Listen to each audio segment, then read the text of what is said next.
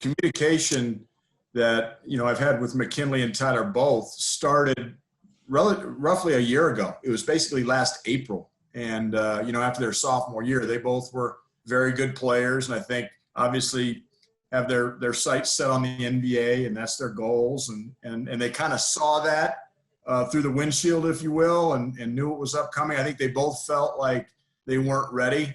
And so they didn't even test the waters or put their names in last year. But we started having conversations about what that's going to look like, a year from now, assuming they have, good years. And they both did have good years, obviously. So, and each kid's different. But with Tyler Bay, one of the things we talked about with both Tyler and McKinley was, unless you're going to be a first round or maybe an early second round draft pick now, Don, and you were really kind of in that position of getting guaranteed money, sometimes the risks were greater than the rewards. You come back for your senior year and move yourself up that draft board, if you will. Sometimes that conversation after their sophomore year is different than it is after their junior year. And I think with Tyler Bay, that's what we saw. It started out as, I want to be a first round draft pick, or I'm coming back to school, to I think I'm ready to be a pro. And so things changed a little bit for him, and that's certainly his prerogative, and we support him and wish him the best. And he had a good junior year. He's Pac-12 Defensive Player of the Year.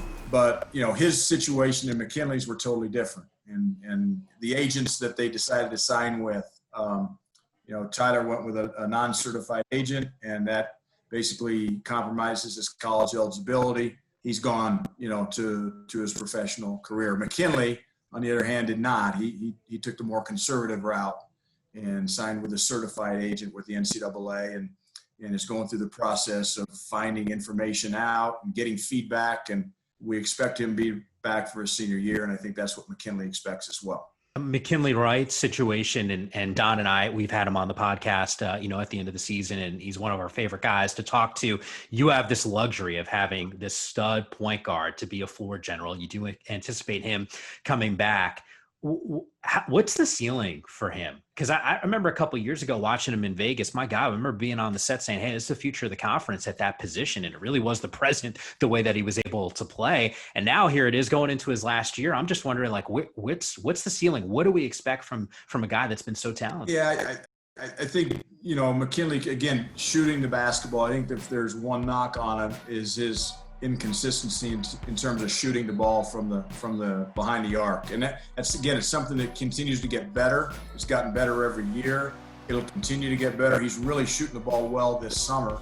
From everything I've been told, we're not being able to be in the gym with him, but I know he's gaining a lot of confidence in that area. But, look, McKinley Wright, the only way you can describe him is he's a winner.